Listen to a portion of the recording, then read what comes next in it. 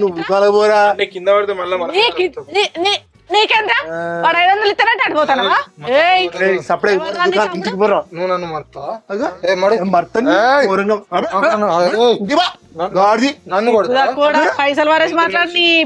పైసలే పడియాలా నీకు 500 రూపాయలు 600 రూపాయలు పైసలు పైసలు నాకు కల్తీ మందు పోసిరు ఎవరు పోసిరు అరే కల్తీ దుకాణం వరకు కిరాణా షాప్ రా గాడిదే ఎట్లా పోసిరు అరే నీకేమన్నా మందు పోసింది గిద్ద పొద్దుగాలనే అయితే నన్ను పైసలు కన్నా జిద్దుతాను మరి లేకపోతే ఇజ్జతున్నోని రేషం ఉన్నోని పైసలు వారే ఎంత 500 చిల్లరా 500 పైసలు మీ దగ్గర గాడిది ఎక్కడియో మరి ముసల్దాన్ దగ్గర గుంజుకున్నాడు ఏ గుంజుకున్నట్టున్నాడు 600 100 ఉంచుకో ఈ దుకాణంలో ఏం కొనకు అంత కల్తీ పోకడ తక్కువలేదు దీనికి అని తీసుకొని అవతల నువ్వే నన్ను మారుతాను ఇంటికి బా వాడు 500 ఇత్తనగానే వన్ పడవాడిని వారా ఎందుకే మొక్కపడా ఓ గాడిది పో తాగుపోతాడా మొక్కంతోమా నీకు సేట్ అవుతారా అని నీ సంగతి చెప్తా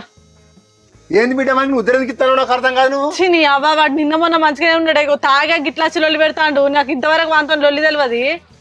అలా ముసళ్ళు వచ్చినాయి కుడుతున్నాను అసలుకే ఇక ఈ తాగుబోతు ముఖంలో కట్టి అబ్బా గంట అవుతుంది తలకే పోతుంది నాకు పెద్ద చిల్లరగాడు కాదు బిడ్డవాడు